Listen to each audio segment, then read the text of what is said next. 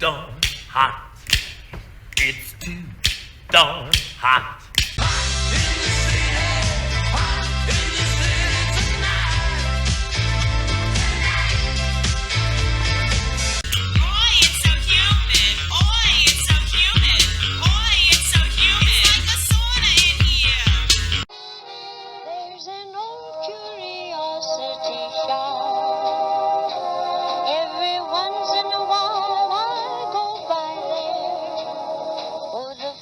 Recollections that lie there in that old curiosity shop. Hello, folks. I'm Scott from the Old Curiosity Shop, sitting in a sweltering hot car. Actually, it's not that bad. It's about 8:30 in the morning. It did get up to about 97 degrees yesterday in Philadelphia. I brought along my trusty little vintage thermometer to make sure that we don't get too hot. Notice how it matches my shirt. And I have my mask and my hand sanitizer and all that stuff. Now, I'm going to go to several shops today, and I actually have an eye exam right in the middle of the day at about 12 o'clock over in Jersey. So, man, if I was passing things before on the shelves, just wait till I get these eyes examined. Who knows what treasures I'll find after that. So stick with me and let's see what we can find. Remember, I love items from the 1920s, 30s, and 40s, but I go back into the Victorian era and I dip into the 1950s, 60s, and sometimes the 70s. Thanks for watching. Stay tuned.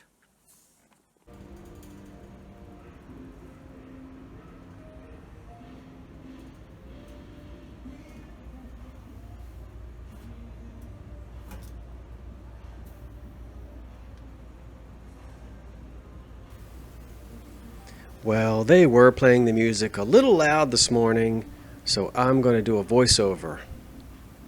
There really wasn't a whole lot to see here on the vase aisle, as you can see, so I'm scanning through pretty quickly. Now over here on this shelf, I sometimes find really nice candlestick holders, or candle holders, I guess is what you're supposed to call them.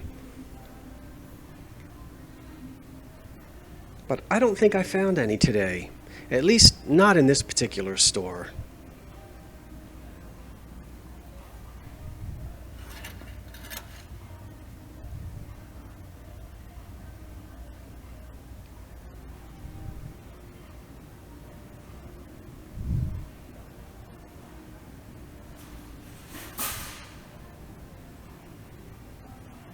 Now, this piece that you're about to see is unusual. It's not old, it's a new piece. You can see there William and somebody, or Willery and something. Little unusual. Do you like it? I kind of liked it, but it's not old.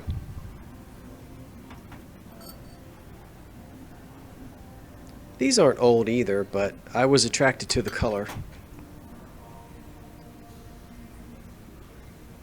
So nothing in the cart yet.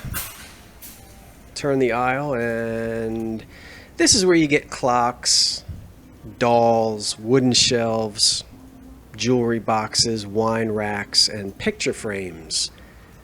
So I don't usually find much on this aisle either.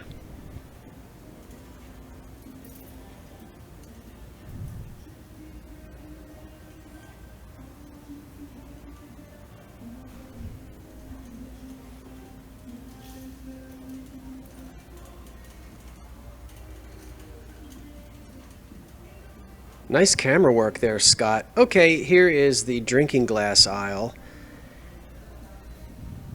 You'll see some cobalt blue and you'll see some pink. There's that autumn leaf in the silver color. I think that's Libby. And here are some gold encrusted drinking glasses. Nothing here really caught my fancy as far as what I would like to buy and sell.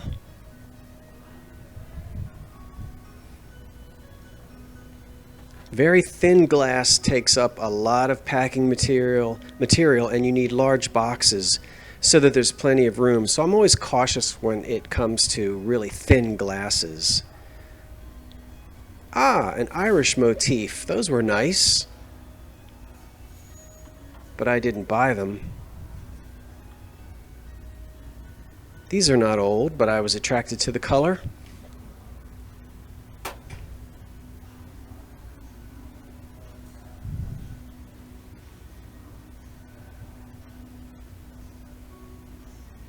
Pretty etched piece, probably about 80 years old. Oh, and those Greeks having a party. I hope they have air conditioning.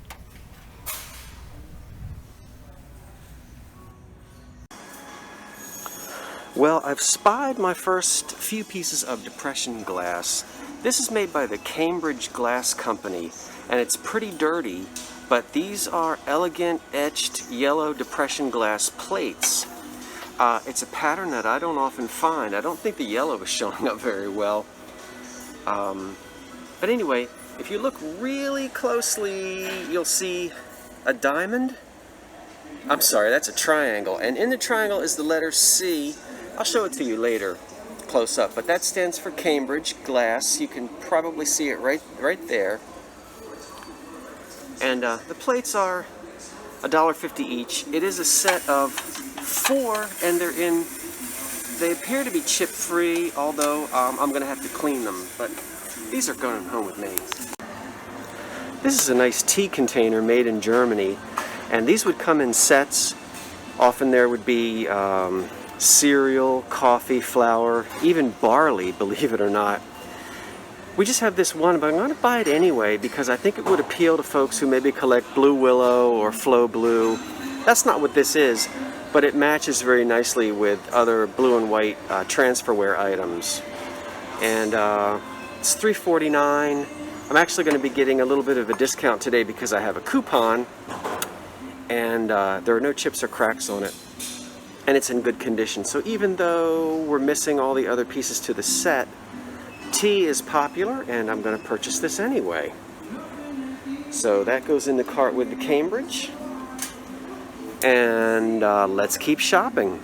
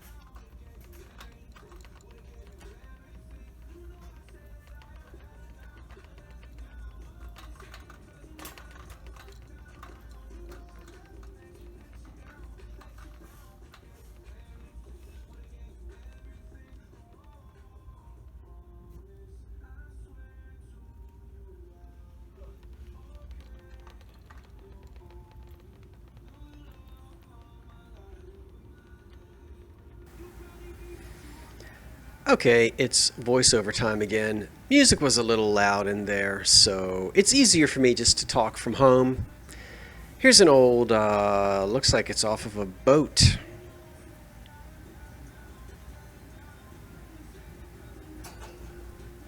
Some type of a nautical lamp cover.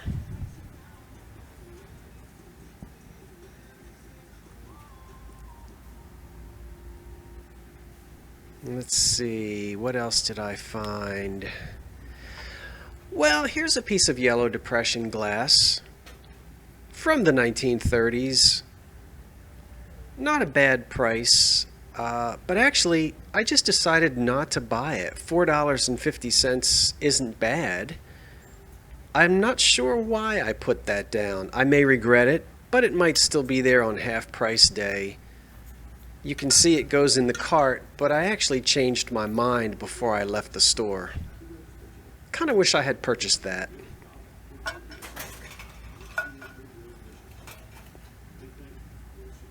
Pressed glass, patterned glass.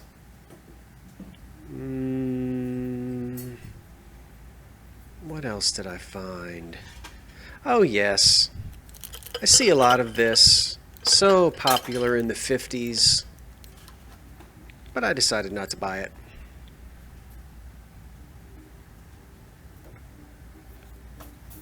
Little flower frog.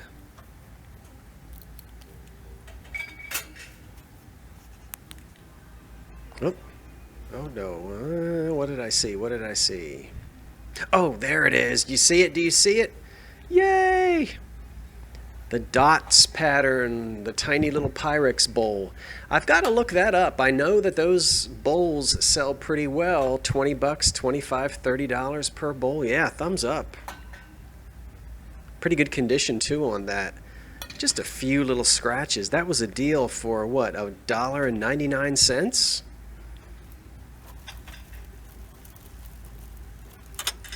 Little odd cups and saucers there. No big deal.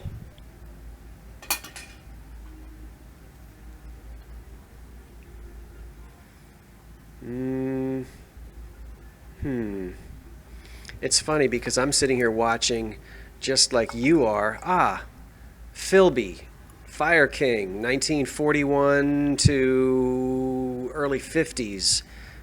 I don't usually find the mixing bowls. I find pie plates quite often and little baking dishes, but seldom do I actually find mixing bowls.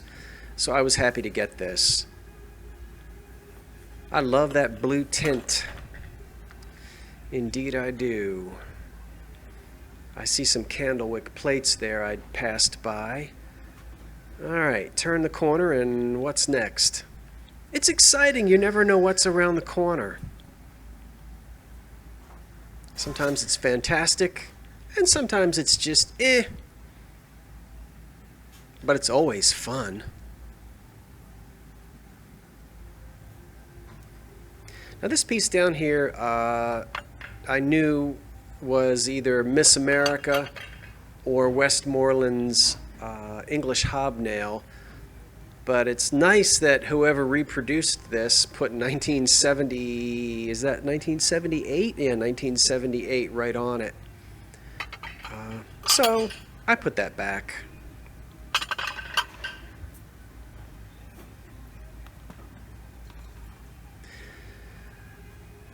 Now Michelle at Thrifting 101 would know exactly who made that piece of smoked glass.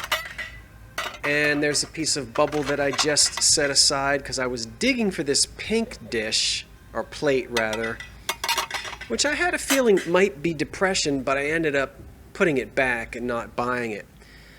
I mentioned Michelle from Thrifting 101. I love watching her program. I'm sure you guys love watching her as well.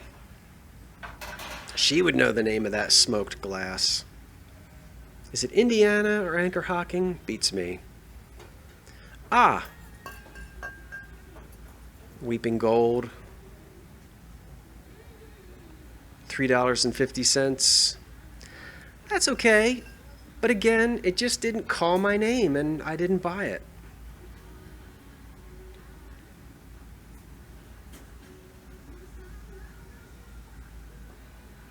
If you saw that red little Hall refrigerator dish, I've seen that many times, and it is chipped. So that's why I didn't show it to you. There are those little candlewick plates. This is not Depression, that amethyst piece that I just picked up. It's contemporary, and I didn't purchase it.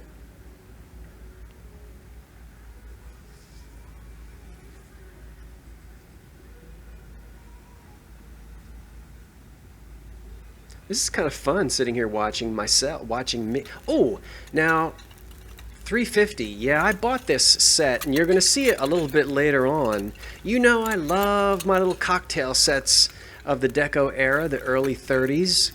And I had some suspicions about this because it's in such good condition. One of the glasses ended up being chipped, but the stripes on here are nearly perfect. And it really reminded me of Stripes by Anchor Hocking, but I'd never seen a little mini set like this. And I was wondering whether it could have been some type of a restoration hardware reproduction. But I wanted to buy it anyway because it has such a great look, and I'm hoping it's old. And I like it just with the little shaker and 2 glasses. And forget the third one that's broken. 3 is a crowd. A mini little shaker like that, that's just meant for 2. All right. Here's the Land o' Dead crock pots. Yep. Now, I know. That set sells for about $30. But folks, I just can't get excited selling used Tupperware. To be honest, I probably would have gone ahead and bought it and probably not told you because you're all going to make fun of me. It was only $5, but it was missing one of the lids was missing, and I said, nah, I'm just not into it with the missing lid. So I left it for someone else. Just because there's money to be made in an object doesn't necessarily mean it's something that I would enjoy buying and selling. That's what makes the world go round. We all have different interests, and I like to buy and sell the things that I enjoy for the most part.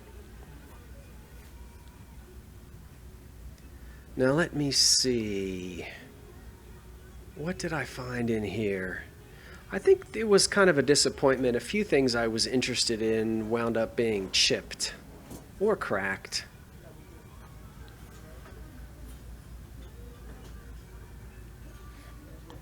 You know, it's funny watching from home. It's very different when you're actually in the store. You see things very differently from the screen at home. Now this piece, it's not cloisonné. I thought it might be old. You see what looks like mother of pearl on the front of the piece. I ended up not buying it, which might have been a mistake, but something said, skip it. So I did. Should I have bought that piece? I don't know. It was unbranded, and just something about it made me feel that maybe it was contemporary. But I'm always learning.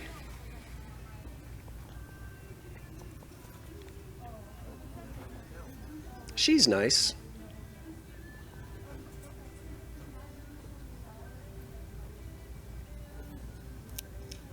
Could be German, a little bit better quality than usually what you see on the made in Japan pieces, but it could be contemporary as well.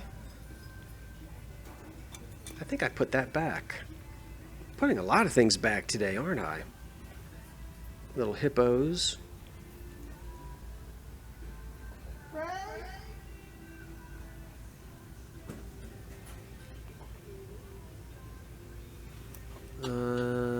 Funny little Asian planter. I actually sold a pair of these last summer. This one I think ended up having a crack in it, and I just decided not to buy it. It's cute though. Late 50s, early 60s.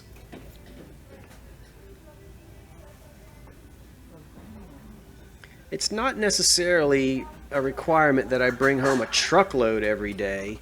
In fact, I'm happy when I don't.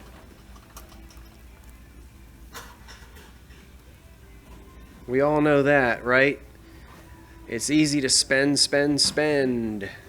So I try to be careful. This is kind of kitschy. They don't sell very well. But I like the water skier there. Very 60s.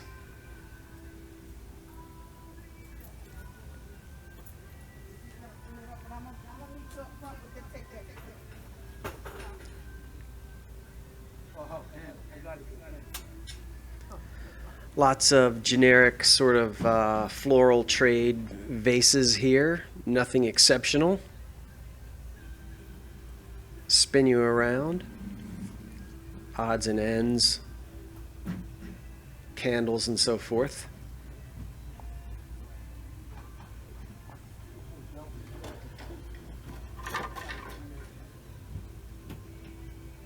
I'm moving pretty fast, aren't I?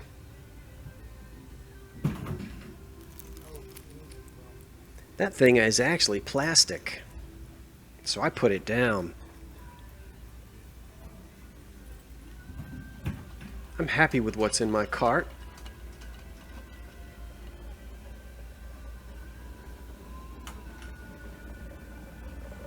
Ah, there's the kitchen sink. You see it?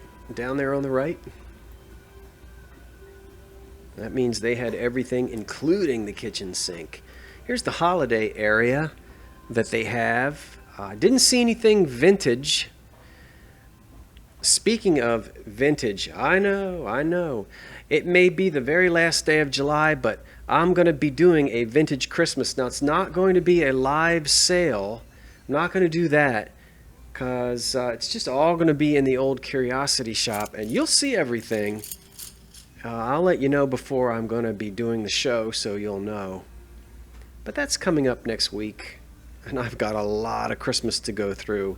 I may have to do 2 shows or maybe just sell half of the Christmas in July and hold on to the rest of it.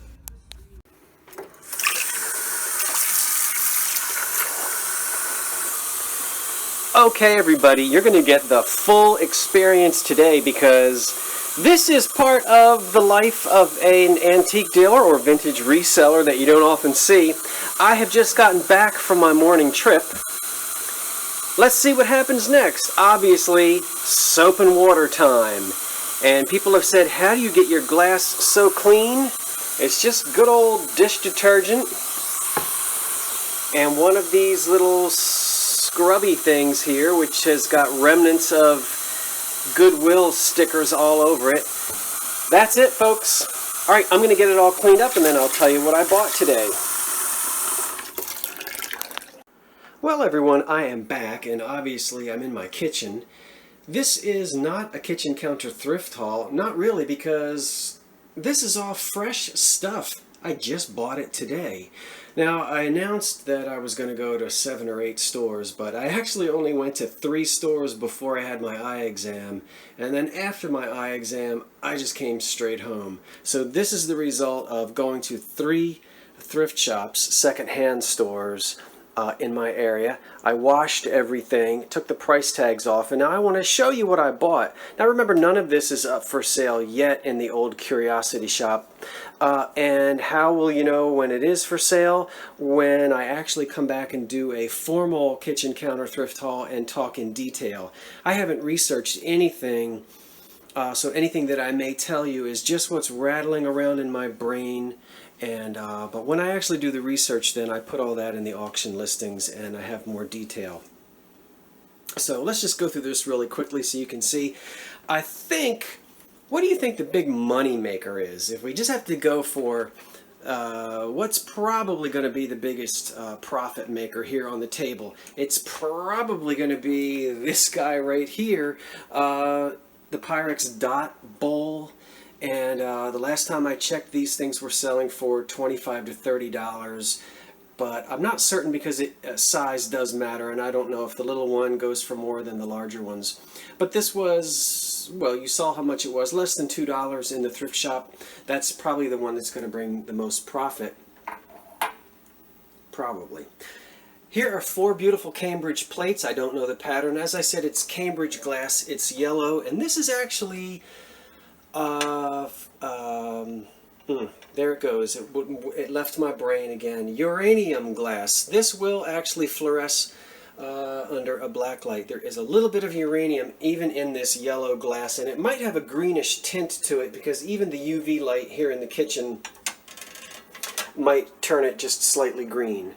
Again, right in the middle is a C in that triangle. That stands for Cambridge, and I know you've already seen it. There's a big utensil scratch right over it, so right there, I think you can see. So there are a few utensil marks on this glass, not many, and there are no chips, but it's a pretty pattern. I'll dig through my books and find out what the name is. And I don't mind buying just 4 plates. You know, the days of everybody having matchy-matchy sets to serve 18 people, that's pretty much our mothers and grandmothers' era. You know, a lot of folks today are mixing and matching. They don't really want huge sets. So I'm perfectly fine buying just 4 plates and reselling them. This will come back in the autumn. A little piece of amber hobnail vase there, probably Fenton. You'll see that again when the autumn season comes around. Now this, I am not so sure. Wow, how Art Deco is that? In the thrift shop you saw a third little glass. That one was broken, chipped rather. I'm okay because this little shaker is so tiny, it's perfect for just 2. It looks 1930s, it smells 1930s, it feels 1930s. Everything about it, from the little lines which were popular in the 30s, the way this stem is made, the cap on the shaker. But stuff like this was reproduced in the 90s and early 2000s for places like, Restoration Hardware and such like that. I don't know about this one. I think it's old, but I may be fooled. I've got to do some studying to find out who made it and if it's actually an old set. It looks and feels like it. I'm hoping so, because I love these 1930s deco cocktail sets.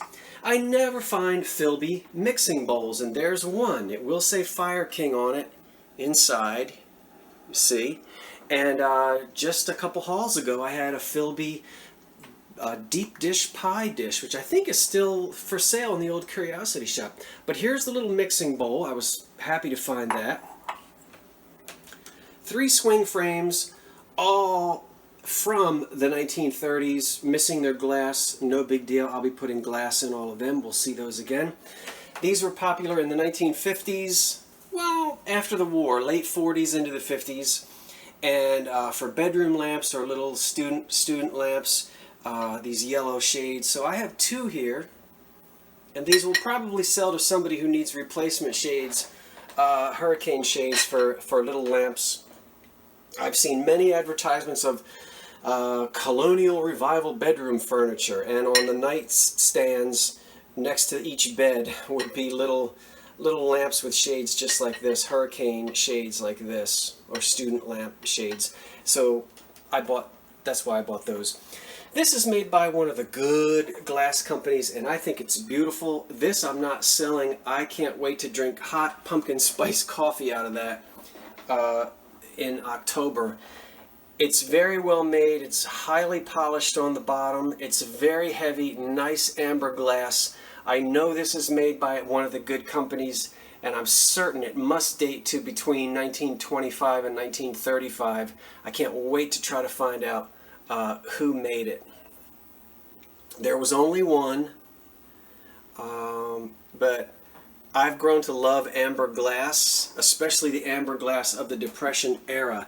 Not so much the amber of the 70s, but I like the old amber glass. And over here, I bought this. I already had, but the reason why I dug this out is I want to show you the one sugar bowl that I bought. The creamer was with it, but it was cracked and chipped and just beyond what anybody would want. So we're not going to deal with the creamer, but I do have the sugar bowl here, and the pattern is called Poppy. I'll let you see what it says underneath. The Poppy. This is Golden Maize by the Sebring Pottery Company of Sebring, Ohio. The patent on there puts this to right around 1938 to 1940. They were making pottery, this particular company in Ohio, from the 1880s, again, up until the, I want to say right after the war, so the late 40s. And they made a lot of pieces that they sent over to Farberware, or Farber Brothers, who were actually in New York. So the pottery is made by Sebring, but if we look at the bottom, it will be marked, turn around there, Golden Maze, made for Farberware. Okay, the Farber Brothers of New York, who were known for their Farberware products. The Farber Brothers put this wonderful ring around it, metal ring around it, so that this could be a serving piece. And so you'll see a lot of it in that way. So just a really pretty pattern, and I wanted to buy that sugar bowl. I was disappointed that the creamer was no good, but we'll see. Maybe I'll find that creamer sooner or later. You see some Christmas back there. I'm not going to tell you about that. I'm getting my Christmas in July together, and I better hurry up because there's not much time left. And also here is a set of milk glass candlestick holders in their original box, which someone has taken, excuse me, someone has taken care of very well. Beautiful condition. I like them because they have a sort of a colonial pattern look to them. I like the fact that they're not embossed with the typical grapes and vines. They just have a cleaner look to me, and I can imagine these at Christmas time, doctored up with red or green candles, and even some Christmas decorations tied around the necks here, like little ribbon, little bows, Christmas type bows, that kind of thing. So I think you could do a lot with these at Christmas time. And the last thing I want to show you is this German tea canister here. You'll see these oftentimes in lusterware made in Japan, sometimes very gaudy looking. The Germans made lusterware sets, as canister sets as well. This dates to the 30s.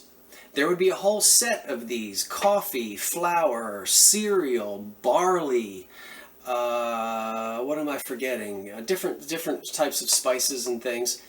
But you know what? Rather than looking at this and saying, well, gee, it's one canister, but all the others are missing, I didn't view it that way. When I saw this canister, I thought, since it says tea on there, and I love this blue color, how nice would this look if somebody happens to be a collector of Flow Blue or Blue Willow. So I'm going to put a Blue Willow plate and a Blue Willow teacup next to it, coffee cup, and let you see.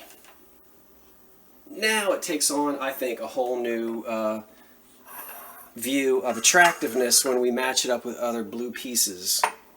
So I think there is market value even in just the blue tea canister. Mix and match the whole thing together. Okay, I'm actually going to put some coffee in that and eat that ginger snap, and then go and lie down and rest my eyeballs. Thanks for coming along with me, everyone. I'll let you know when it's all for sale.